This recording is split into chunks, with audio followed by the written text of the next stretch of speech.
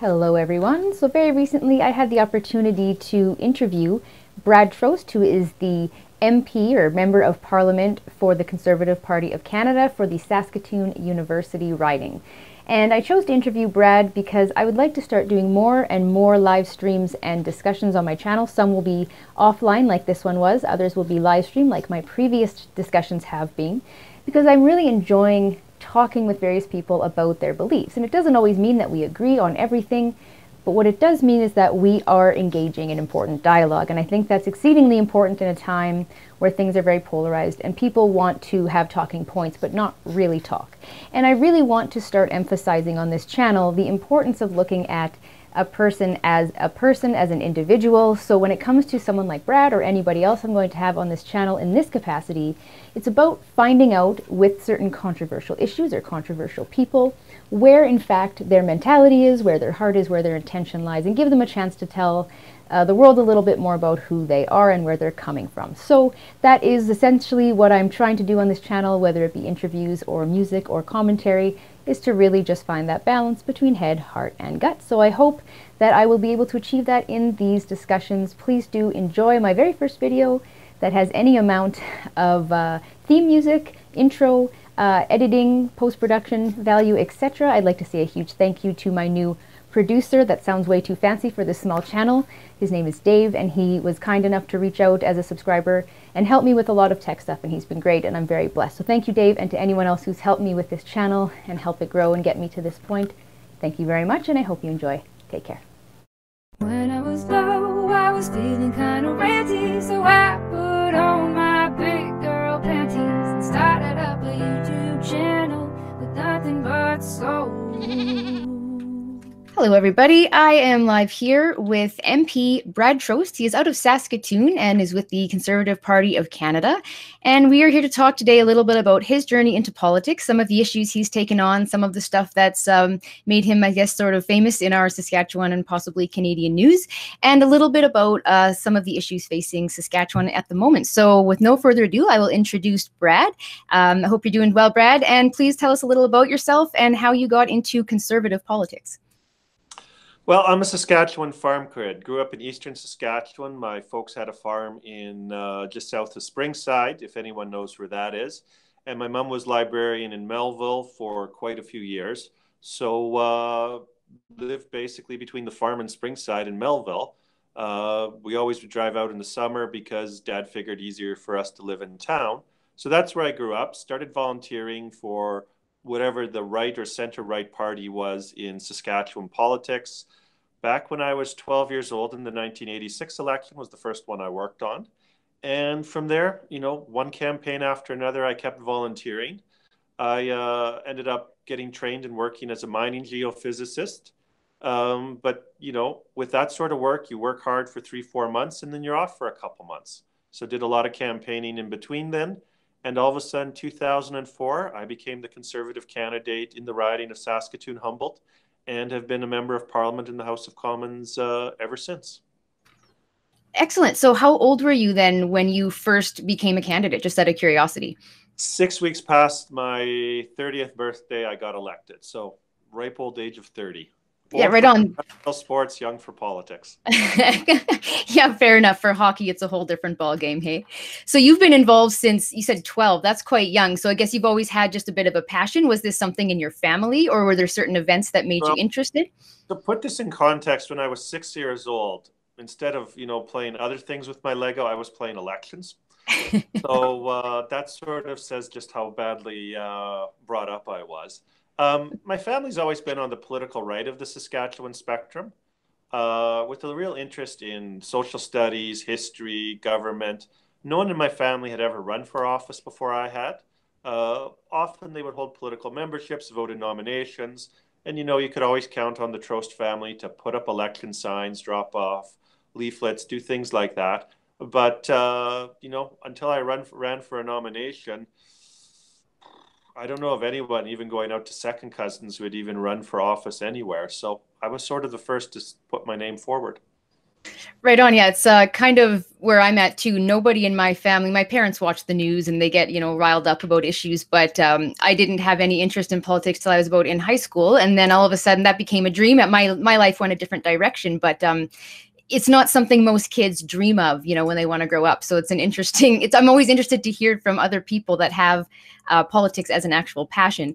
So were you more interested in getting into policy writing? Was there any sort of a moral issue that you wanted to take on? I understand you come from a Christian background. Yeah, I have to say, I didn't come in with one specific issue in mind. Very much a broad spectrum, full across the board, right winger, political conservative, whatever terms has been used. I mean, I started following politics when Margaret Thatcher and Ronald Reagan were still in the news. That was my introduction as a child. And very much fit into that sort of world spectrum. My family tree, they all fled the communists in Eastern Europe. They were Germans, they were Mennonites. And so there was a real sense of, history matters, world politics matters, and you have to stand up for freedom. And freedom is not one particular issue on one particular day. It touches everything in the political spectrum. So, yeah, I would say nothing in particular got me involved. Um, the whole range of issues and the basic philosophy of what we need to be involved in government and how we need to limit government to its specific role is what basically got me interested in politics to begin with. I suppose growing up with a family that had, any type of socialism or communism roots, you're going to pick up those little inklings. I mean, I know I certainly heard, even as a kid, you don't think about it. Maybe it's not conscious, but you do hear these things, these ideologies, these mentalities. So I guess small government would be rather appealing if you had a family growing up in Eastern Europe, as you said. So I'm Yeah, I mean, wondering. I'm sorry. Go ahead. my grandma still told stories when she was alive about how she remembered the Russian Civil War with the Red Army on one side of the village and the White Army on the other side. So world politics was something that actually impacted her life in a very, very immediate way. Fair enough. I mean, it seems a lot of young people nowadays, they don't look into history. You see a lot of people, pretty much carrying the communist flag around at this point, and I don't think people understand. I didn't understand actually growing up. I don't feel like our school system does a great job of telling us how much negative that regime did. We hear a lot about, say, Nazi Germany. We don't hear a lot about communist regimes elsewhere, and I find that really unfortunate because now we see these very inaccurate views, I guess, of how that can affect the world. Do you see that happening a lot in Saskatchewan? I know we watch it a lot in the news. Now that you're in politics, what are your views on that? Do you see Canada going in a strange direction when it comes to that mentality of bigger government, more reliance on government? Yeah, I have a youth panel that I meet with two, three times a year. And youth is university student age and young adults. And we talk. And these are more interested in history than the average university student. But that's one thing I really notice when I talk with a lot of young people who don't really know their politics or know where they stand. They don't really have a real grasp of history. They don't know about what the forces were, what brought forward our Western civilization, what held it back. And I think that's an unfortunate thing because, history may not always repeat itself, but it can rhyme. It can have certain patterns. And it's useful studying and understanding, what we think of as new today has been tried. And I think that's one of the reasons young people should look at the conservative view of the world, because we very much value history and something you can learn from it. Socialism has not worked wherever it has been tried in the world. Venezuela is currently trying it, and look how well that's working. Breaking down the traditional family does not work, regardless of where it's been tried in the world. So all these things that are being put out as new and improved, they've been tried before. You can find it in history, and it doesn't work. So, that's one of the things I think our school system should maybe put a more of an emphasis on what used to be viewed as sort of traditional history. I know the criticism is it's male, it's pale, and it's European centric. But let's face it, Canada was a British colony. English is our language. English literature, English history should be a part of what students study. Yes, absolutely. That's what I find. Even just coming back, I'm not sure if you've watched any of my content, but I was definitely what you would call a former leftist, politically and socially. And coming back around, I've definitely noticed that my ideology has certainly shifted. And the more that I learn, the more I come to understand this. And I do wish that people would pay more attention. Like you said, history doesn't always repeat itself, but human beings, well, we're very complex creatures, but we tend to have, sort of psychological patterns that can continue throughout the ages. It doesn't really matter what the time period is. So now, that all being said, you spoke at the Rebel Live, which is why I reached out to chat with you. I really appreciated, as I mentioned, your enthusiasm. I thought you were a great public speaker. You were very riveting to listen to, and you spoke about populism. So that kind of ties in as maybe a response to these sorts of political, I guess, as we move or shift in one way politically. How do you feel about populism? If you could just do a brief, explanation of where populism started, I found that fascinating. And do you think it's relevant in Canada given the direction we're heading? Yeah, I'll give the 2 minute of what I talked about in Calgary. Populism is a social phenomena that happens when people who are not part of the power structure feel they're being ignored by the governments, by whoever tends to be the opinion makers in their society, and reach out to create some new political entity to speak for them. It can be either right wing, left wing. It's a sociological phenomena that enters into politics. It's people who are saying, no one's listening to me. Can someone please speak for me and meet my needs? And these are people who usually don't have access to the normal levers of power through business, through established government or academic or other institutions. And North America in particular has seen several waves of populism. And certain cultures, it fits better. If you're from the prairies, particularly the rural prairies, but the prairies in general, your culture that you've grown up in, even without thinking about it, tends to be populist. We tend to accept our politicians from all walks of life. They don't have to have either gone to Oxford or Cambridge to be our leaders. They can be farmers, they can be people with grade 12, they can be anything.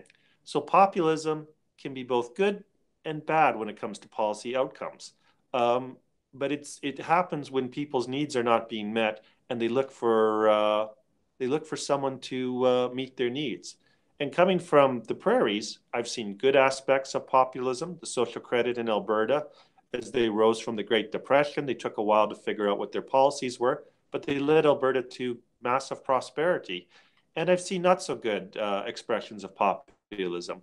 Saskatchewan's NDP CCF, the NDP of today are not populist, but they do have that history. And it very much, in my opinion, held Saskatchewan back for many years, discouraged business, discouraged natural resource development. So it can be good or bad, but it's a force that just needs to be challenged and people need to engage it. Yes, exactly. And it's interesting. I was smiling while you were talking about that. I'm not sure if my little video side is coming up in the corner or not. But when you say, Saskatchewan rural people, or I suppose this would be very similar to other rural areas of the country, particularly though the West, Manitoba, Saskatchewan, Alberta, we don't need, and in fact, in many cases, we prefer not to have what you might call an elitist kind of government, right? Because we're very hearty people, and a lot of people are just very hard workers. There's a lot of knowledge outside of university knowledge. Of course, university knowledge is exceptionally important, but there is a lot of knowledge to be gained just from essentially working the land and being a part of this type of a demographic. So I find that very refreshing to always, hear someone that kind of understands, when you're in politics yourself, that understands, hey, the people don't necessarily want someone that they can't relate to. Like, do you feel that coming from Saskatchewan then has made you that much stronger of a person standing up for certain rights or for certain values? Do you feel like living in the prairies, I guess, as far as you mentioned freedom,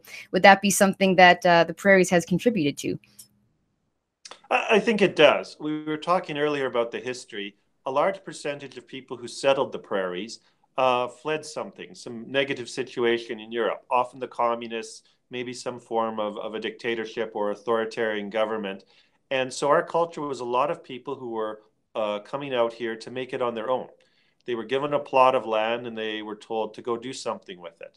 No one gave them a handout. They just told them to go work hard.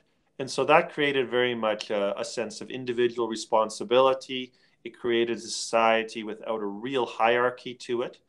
And that's, I like those traits. I mean, naturally, I'm comfortable with it because it's where I grew up. Um, But I think a lot of people who grow up with it don't realize that not everyone in the rest of the world has that sense that we do, that you have a sense of participating in community and that you don't have to look up to your betters and you don't look down on other people as being below you. Large chunks of the world don't operate that way. So we should take advantage of it and frankly, bring that sort of attitude forward. We treat other people with respect. Don't look down, don't look up. Try to bring the best of what you have and go for it.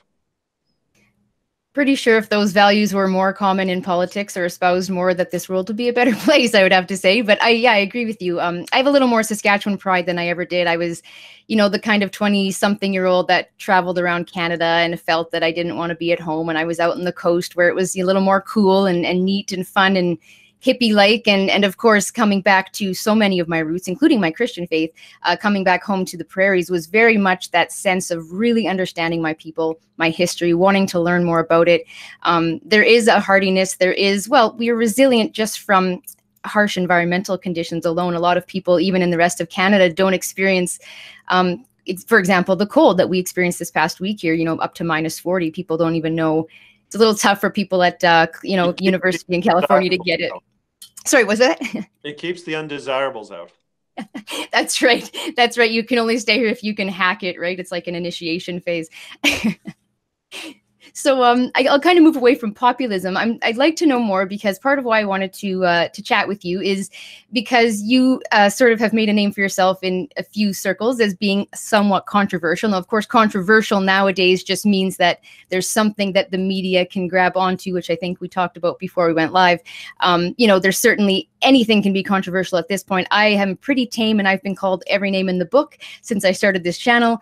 I know a lot of it comes from your fairly fundamentalist, I guess you would say, Christian faith. So I'd like to dive into that, if you don't mind. First, it would be, I know that there's been some discussion about your thoughts on homosexuality and homosexual marriage. If you don't mind just diving into your belief system and where you run into, I guess, some headbutting in politics. Yeah, I am very much a traditional conservative who believes the traditional nuclear family, mom and dad and the kids, is the best for society. And since it's the best for society, it should be promoted and supported above everything else. What that means in practical sense, marriage should be reserved between one man and one woman. Why? History has shown that that provides the most stability economically, socially, etc., throughout all of history for all societies. So it's something that should be promoted. So why would the government create new institutions and new rights and new things in things like homosexual marriage, which history has shown doesn't contribute to the broader society in the same way the traditional family was? So if you're homosexual, if you're gay, my view, that's your business.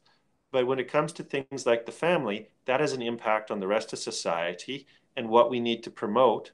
And this is not just having to do with people who are gay and how they relate to it, but with everyone. What we need to promote is stable marriages and do what we can. People have choices. We as the government shouldn't dictate people's choices, but we should promote what helps the rest of us in society, because marriage is about building trust. It's about building stability. And most of all, it's about providing for the next generation. And that is something, science hasn't figured out any other way. You still need a man and a woman to have offspring. And so that's why we promote it as the best stable, and history is clear about it. That makes sense. So you come at it then, I guess, from both sort of a moral or religious standpoint, but also just from, it sounds like, a sort of a practical, historical, more societal context, in the sense that you believe very strongly in the family unit for the overall good of humanity. Yeah, this is one of the things I think is important for a politician to argue or explain to voters. If a politician says, in my belief system, this is bad or good or whatever, the voter may or may not share that belief system. So even though if I'm with people of that similar belief system, I'll explain why in that belief system it matters. Say I'm in a Christian church, you'll explain why under Christianity it does. But for voters who are not Christian, naturally that's irrelevant. So as a politician who represents broader society, you need to have reasons why it's not just good for one belief system, but why it's good for the entirety of society. Public policy is about what's good for everyone.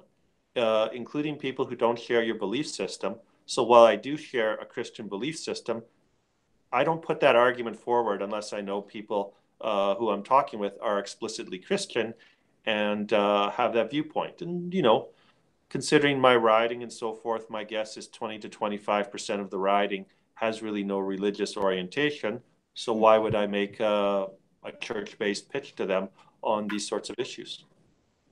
Yeah, that makes complete sense. Actually, that really helped me to sort of answer a question in my head, because sadly, when a lot of people are being interviewed, people like yourself, other politicians, I saw Maxime Bernier being interviewed on CBC by, I can't remember her name, Vasa is her first name, and they focus in on whatever the moral topic is in society. In that case, it was sort of the gender theory that might be pushed in schools and soji and that sort of thing, or sogi. And kind of zone in on it. And then they say, okay, well, what do you believe? And where are you at? And why do you believe this? And does this make you a bad person, is what they're trying to get to. Whereas instead of looking at what is your overall paradigm, how are your values and how are they shaped? Because what I'm hearing you say is, yes, okay, I'm a Christian, but that's not what makes your policy ideas, take shape. It's how you grew in a moral way, but you're only going to bring that out to people you can relate to. So your values are essentially strong enough and well-rooted enough that they can transcend these belief systems. Yeah, and I think this is one thing that it's useful for Christians or other people to explain. There's what they talk about for people who share their belief system and what there's good for the rest of society. They may be the same thing. Thou shalt not steal is a religious command, but the Civil Code of Canada and every other country in the world has prohibitions against theft.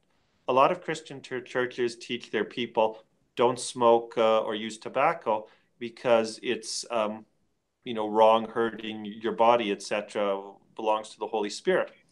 But dealing with smoking and tobacco is very much a public health issue. Just talk to the Heart and Stroke Foundation. They don't show up with some theology to argue why one shouldn't smoke. And so you play those things back and forth. But, religious groups also argue against poverty. I haven't heard too many politicians saying I can't touch the poverty issue because the Catholic Church is concerned about the poor. So, I think people need to be open and understand all issues can be approached from a broad secular basis or a broad across-the-board basis that affects people from a multitude of value systems.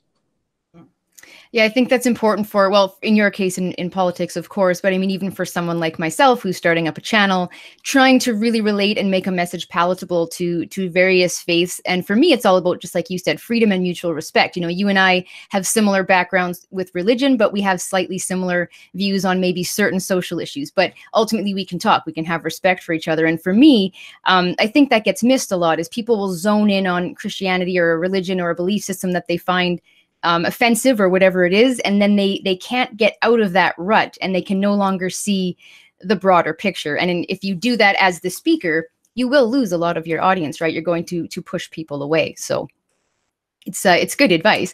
So in that sense, when it comes to something like, for example, just homosexual marriage, because it's something I know you've talked about in the past, are you sort of the position, like, say, Ben Shapiro, that maybe the government should just get out of the business of marriage altogether, more of almost like a libertarian viewpoint? No, I wouldn't go quite that far. And the reason I wouldn't is marriage was instituted and brought into civil institution for two specific reasons. First of all, and what continues to be the most important reason, was for protection of the next generation. You have to have some legal responsibility for offspring. No, not every marriage brings forth children, but there's an understanding implicit that a lot of marriages will. And one of the major reasons for people to get married is to have children. So the state and broader society has an interest in you having a stable support system to raise your children. If you don't take care of your children, I, as a taxpayer, end up paying for it. So for that's one reason why the government still needs to have some support for traditional heterosexual marriage. The other very real reality, and again, gay marriage will never fit this, is there is very much differences between the genders. Someone said the biggest cultural differences in the world is not between one country's culture and another, it's between men's culture and women's culture. And as someone who's the dad of two little girls, boy, they think way differently than I do. And again, in the modern industrial area, it's not such a big issue, but often for protection of women, for stability. Historically, it's provided greater productivity for men who get married, more incentive, etc. All those things are also important. And when you get two people of the same gender, you don't get that ability to bridge the culture which marriage brings. Now, you may not need the government totally involved in that, but it does put some stability and some pressure. If you're going to get the blessing of society in marriage and some positive benefits from status, economics, etc., you need to take on the responsibilities, and society will put some pressure on it. Some through the legal system, some through just general societal pressure. But those are the two reasons why I wouldn't take marriage completely out of the realm of the state. That makes sense. It does affect the overall situation in the state, so to speak, right? That it makes sense to me. I can understand both positions. That's something I haven't decided my thoughts on. I'm just someone coming back of, like I said, such a different view. In many ways, I had a nihilistic view and was, many people thought marriage or think marriage is just a piece of paper and it doesn't matter. And a lot of people, especially my age, are opting not to bother. So for me to come back, I'm engaged as of Thanksgiving, and it's nice to. Yeah, thank you. I'm proud to say that I'm going to be part of the generation that is going to go ahead and get married, because I believe that, yeah, there's a spiritual side to it for sure, but there is something about that commitment and having that in the eyes of God, in the eyes of the state, in the eyes of your family and friends. You announce that you're going to live this specific lifestyle, and I don't think any society can say honestly that they wouldn't benefit from these sorts of things like commitment and love and loyalty and all of the things that traditional marriage entails. Yeah, and sometimes you need a little pressure from the outside. Now, granted, your mom will provide her share of pressure, but beyond your mom, sometimes the government can give a little bit of a boost. Yeah, fair enough. So the government, you're a small government guy, but you don't believe that they should be out of the picture in this realm altogether then? No, the state has responsibilities, and the responsibilities are to provide protection and security. Usually we think of protection and security in areas like the policing and military defense and things like that. But in this case, to provide legal protection for children is one of the overarching reasons that we have marriage. People talk about, marriage is only about love and adult fulfillment and stuff like that. No. Marriage is not just between two people. It's a contract you also make with the broader society, because you do have responsibilities for the broader society, particularly when it comes to bringing offspring into the world and to raising them. And I don't want you to breach your responsibilities, just as you don't want me to breach my responsibilities with my two little ones at home.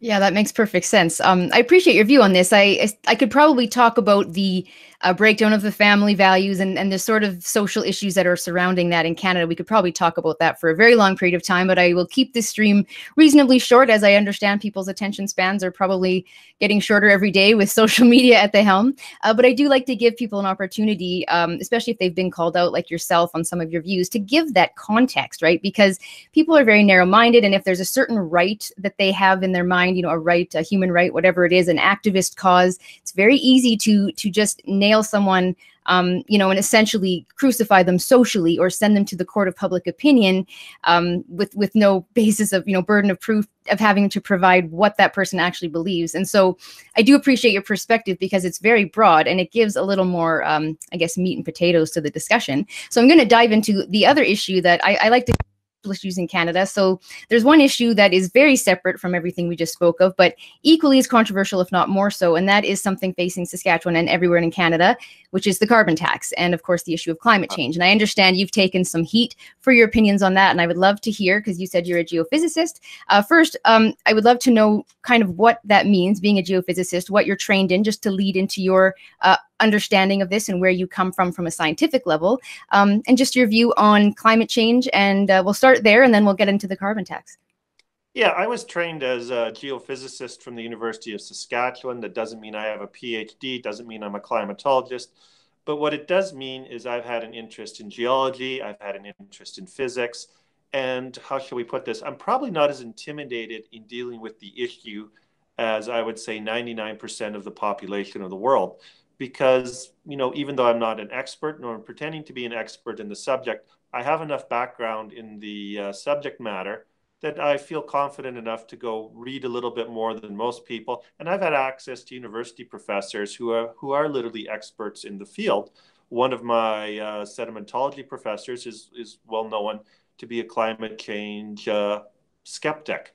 And yes, he is an expert in the field. Sedimentology is talking about the history of the earth, history of climate, things of that nature. So coming with that sort of background, I felt more confident in bucking what would be the consensus, which is, I think, more of a philosophical consensus than a scientific consensus. So I fit into the whole category that I do not believe that man-made climate change is a real and significant problem for the world right now. And in fact, we're wasting a lot of our environmental energies by going after that. So my perspective in the last Conservative leadership race was, look, why waste money on dealing on this issue? Why have a carbon tax? Why have a cap and trade, which is another form of carbon tax? Why have all these regulations which are being put in place, and they function as another form of tax as well? Why not concentrate on other environmental issues? We could do things to improve our water. There's other things with mine remediation. There's abandoned oil wells. If we are going to spend large sums of money on the environment, why not put it someplace where it actually will have positive real world impacts? So yeah, I would be considered the skeptic in Canadian politics. And, I don't see why we're even having this discussion other than it's a wealth redistribution scheme to take money from certain people and spend it on others. Yeah, I would tend to agree with you there. I didn't know how I felt about this, a couple of years ago. I have to admit, though, that when I took a position, for I guess believing in man-made climate change and for a carbon tax, I don't think I had nearly the education that I needed. And once I started learning, I quickly shifted to the idea that, yes, the environment's very important. I am, I suppose, what you could call a verified tree hugger, but I'm not an activist. I just care about the environment. I believe the earth sustains us. And as a Christian, that's part of it too, right? Believing that we have to take care of this beautiful earth that we have, and that it's our medicine, it's our food, it's our livelihood. But I also recognize that, well, first of all, we get lied to a lot when it comes down to trying to push a tax through. You're going to have people trying to tell you that you're a bad person if you don't buy into that. And that's what I find interesting. You said climate change, or man-made climate change skeptic, which is a far more accurate term, I feel, than what someone like, say, Catherine McKenna has called. She said something on Twitter recently about conservatives. Unlike Canadians, conservatives, are climate deniers and we don't care about our grandchildren and our grandchildren's grandchildren and so on. And I'm almost getting the impression, Brad, that you do actually care about the environment, but you think that maybe this is the wrong way to go. Am I right there?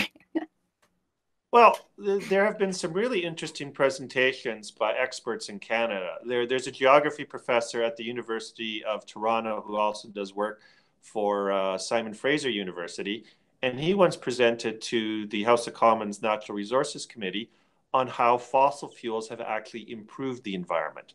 Because when you think about it, we can move food around the world because of fossil fuels. That causes people to use the better land instead of pushing the marginal land into productivity in places like the Sahara Desert. You think about, coal came on and, people talk about dirty coal, but if it wasn't for coal, people would have clear-cut forests all over the world for heat and energy and things like that.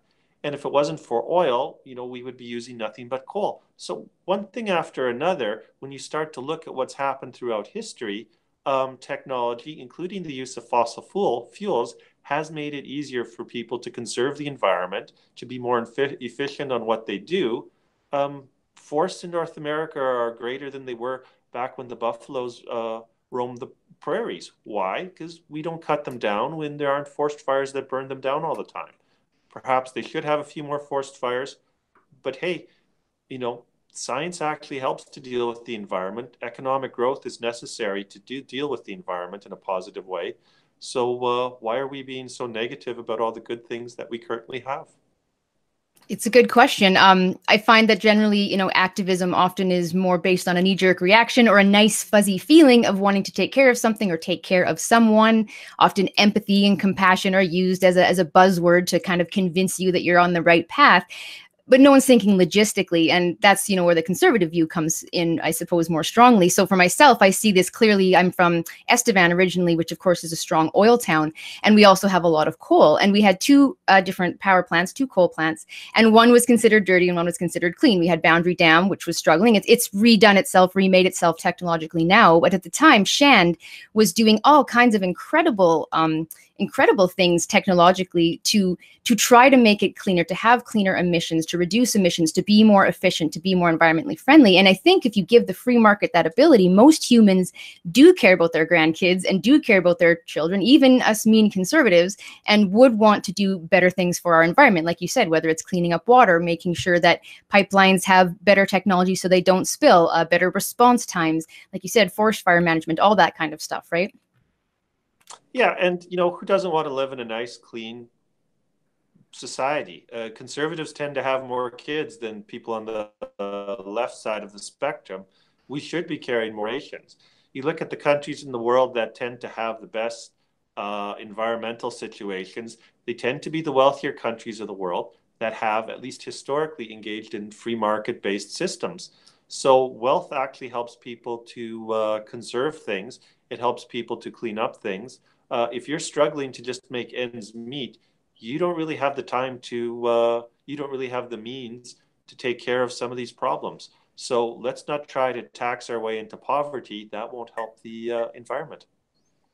That's essentially what I was just going to ask you was, so what, what are your thoughts then? Let's say we're even going to give man-made climate change a bit of footing, or you want to, dive into some belief that it might be partially our fault. If you were going to go on that context, the carbon tax itself, how do you feel? Do you feel this is helpful? I mean, I hear a lot of, well, we're going to take some money and we're going to give you this much back. And when I hear that, I can't help but think of, getting that email that if you just send this, $1,000 over to so-and-so in a different, continent, that you're going to get $1 million back. That sounds sketchy, particularly because, and I don't want to get too political, but I don't feel like Trudeau's been particularly fantastic at balancing the budget, and I don't really trust him to give us this money back. What are your thoughts, I guess, on whether that scheme, like you said, would even be economically beneficial? Will we see our money back the way it's been promised? Any thoughts on that? Well, it will be economically beneficial to some people. And that's always the trick of politics, taking money from some people, giving it to someone else, and having the people who get the check be more grateful to you than the people who you took the money from being resentful. I mean, just think about this. They say they're going to tax a province and return the money directly back to the province with only taking, 5–10% out along the way. Okay. But each individual is going to be impacted differently. Now, if you are in a sector that pays a large percentage or a large amount of that carbon tax, you may lose your job. So it doesn't matter how much you get back in income tax. If you don't have any job, you don't have any income. If you live in rural Saskatchewan and have to drive into the city to get to work, to have a job or whatever, you're going to pay a higher amount of carbon tax than someone who just walks down the street in a downtown from a downtown condo. So this thing that it's going to be returned back to each individual, no, it'll be returned back to a government, and inside that, it's going to be shuffled back and forth in many directions. So who's going to get hit? People in the natural resource industries, rural people, people who consume a higher percentage of their income in heating and transportation, which does tend to be lower income Canadians. So even inside a province, if the whole money is returned to the province, there's going to be a lot of people who either lose their jobs or have to pay more taxes just because of who they are and what they do. Right, that makes sense. I've also heard it being used, the line that we are putting a tax on pollution. Now, what are your thoughts on that? Pollution versus CO2? Well, that is making the assumption in the first place. Again, because I don't see the results out there as far as what they're claiming. I don't see it as the problem. I say, look, why don't we spend our money, if we're going to spend money on the environment, on some of these other problems that I've suggested? If you want to spend money to reduce the carbon footprint, instead of taxing, why not try to develop certain technologies? There's technologies out there to do nuclear reactions, thorium-based reactors, so that you don't have the problem of nuclear waste and nuclear weapons. Why not put together a fund between the European Union, Canada, the United States, each country individually, to actually develop those technologies? Natural gas, burns a lot cleaner than coal. Why are we discouraging natural gas from being drilled and produced and exported from Canada? If you look at the things which have actually done a major job to reduce greenhouse gases, they're not what people think. When communism ended, Eastern Europe, Europe as a whole, really watched its greenhouse gases go down. Why? Because without the communists propping up a useless heavy industry in Eastern Europe, emissions dropped dramatically. The United States has made major progress on dropping its greenhouse gases. Why? Not because of the Obama administration, but because natural gas prices dropped dramatically. Petroleum engineers found new ways to get natural gas out with fracking and 3D seismic and things like that. Natural gas became cheaper than coal. Lo and behold, emissions dropped. So Margaret Thatcher, Ronald Reagan, and petroleum engineers have done way more for the environment than all of these protesters who go around waving their placards. You know, it's what are the results? If you care about the world, you actually have to look for real results. Yeah, and it all comes back down to some of the even similar values we spoke of when we talked about family values, right? It is about responsibility. It's about thinking beyond yourself and thinking for a greater thing. And the irony is often conservatives are sort of nailed for not caring for anything beyond our selfish interests. So I think people assume we're just all driving the biggest truck we can find just for fun and doing, you know, circles just to burn diesel just for fun. I don't know what people think that, you know, everyone's just wasteful. I mean, there are people that are not mindful of their economic footprint or of their environmental, ecological footprint. But most people I find are pretty much on the same page on all of this. This is it's still same topic, bit of an offshoot. I don't know if you ever read, Scott Moe had done an editorial or a letter to the National Post discussing why Saskatchewan's actually geographically different or geologically different in many ways because of our potash industry, and something to do with the way that changes carbon. Are you familiar with sort of that side of things scientifically? It's beyond my understanding. I haven't seen his particular op-ed. I do know if you're going to do carbon sequestration, it really matters on what your local geology is, because certain geologies cannot contain the carbon dioxide when it's pumped into the ground. Other geologies can. It depends on the porosity and the permeability and various other things that you'll find in the rock formations under the ground. So it's possible that's what he was referring to, but I have not actually seen the article. Yeah, it was sort of just a last minute question. I was just curious. It's like I said, it's a bit beyond sort of my understanding, but my understanding from what he spoke of anyway is that Saskatchewan does have some sort of unique ways of almost, reducing our carbon just that other places don't have. It had to do with potash and agriculture, but I'd certainly maybe I'll have to get some sort of agriculturist on here and have that discussion, because it's kind of fascinating. Just Canada being so geographically different in each province, we do really all have A, different demographics, and B, different environments, and of course, different requirements for energy. Can't really get away with solar power maybe right now in Saskatoon in the middle of winter, right? We have to heat our vehicles. We have to get to work. This is like you said, a lot of us would be hit hard with these sorts of things because it affects literally every moment of your life. So many people are commuting, etc. Yeah, I know someone in the city I was talking to who really was going to try out the nice new Tesla. And yet when you're in wintertime, you need the battery to heat the car as well too. So the mileage dropped dramatically. The unfortunate person got caught outside of town with the battery run out. And the expression I heard was, how did they say it? The coldest they've ever felt in their whole life. So you have to be practical and work for what you've got. What will work in Florida will not necessarily work in minus 40-degree weather in Saskatchewan. Yeah, mildly different situations. That's so true. So I guess I'll leave it there here, Brad. I don't want to take up too much of your time. I know you're a busy guy. We've had to reschedule a couple times between my tech issues and your schedule. I'm going to ask you to just finish off. Basically, I just want to ask you one kind of simple question overall, which is if you could give some advice to conservatives in Canada today, just given the very polarized climate. I'm sure you're on Twitter, you see the sort of fighting there's infighting between conservatives, but there's certainly a lot of labels and a lot of anger and hate being thrown at conservatives right now. We're considered bigots, we're considered regressive, all of the mean buzzwords. Any advice going forward? You seem to have a good way of speaking. Like you said, you have a way of discussing context in a broader sense to various belief systems. So if you could just pass that on, and anything else you'd like to say to finish off, whether it's a plug for your next project or whatever it is, please do go ahead. Yeah, two basic things. First of all, be a leader. Don't be shy. what you're saying is something that people may have not heard before. You have values, you have views that are going to be good for Canada, and you're saying them because you care. So don't be shy, be a leader. Secondly, try to understand the context, the history, and the underlying issues that you're arguing for. A lot of people will know the general idea, or they'll have some background, but they won't know the principles involved. If you're an engineer, if you're a mechanic, if you're anybody, you are stronger if you know the underlying principles and can start from the basics and build your argument or project up. Do that on whatever you're arguing or whatever you're putting forward. Be good exercise for yourself, and you will be able to more clearly explain what you believe. Finally, be polite. Enjoy other people when they have views that you may regard as silly. They're working through it. Maybe they will come around to your perspective in a few years. They're on an educational road. You're probably presenting something that's completely foreign to them.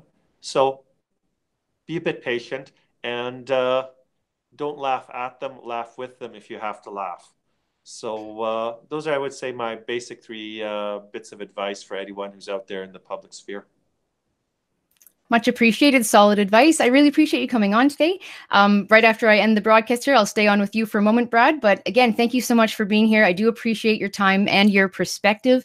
Always good to hear from people that are sort of within politics instead of just us commentators chatting back and forth. So I will leave it there, and I hope you have a wonderful rest of your week. And to everyone watching, thank you for tuning in. As always, be good to each other, but not because the government tells you to. Take care.